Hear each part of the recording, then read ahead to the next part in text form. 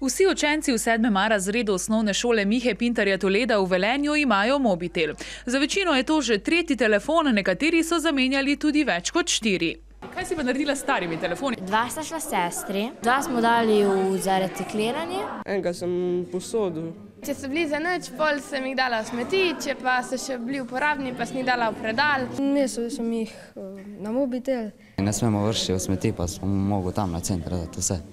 V mobitelu je veliko okolju nevarnih snovi, pa tudi uporabnih surovin.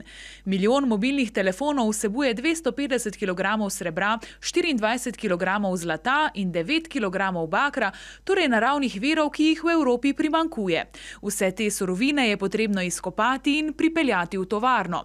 Surovine, ki sestavljajo mobitel, so nastajale milijarde let, mi pa ga uporabljamo le kratek čas.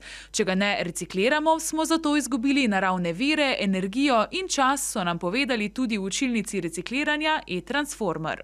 Mobitel kot tak je pravzaprav možno 100% reciklirati. Vsi kovinski izdelki, ki jih danes lahko kupite, so narejeni večinoma iz reciklirane kovine. Ne le mobitel, med okolju nevarne odpadke s koristnimi surovinami spada tudi ostala električna in elektronska oprema, na primer televizor in računalnik. Dejansko, bom rekel, je to odpadek, ki ni biorazgradljiv, in ta odpadek je enostavno možno reciklirati, pridobiti nazaj. Ker je res nesmiselno, da dragocene naravne surovine zavržemo in ne uporabimo za kaj novega, bom tudi tale moj stari telefon oddala v zbirni center. Mogoče bodo njegove sestavine nekoč zaživele spet na trgovskih policah.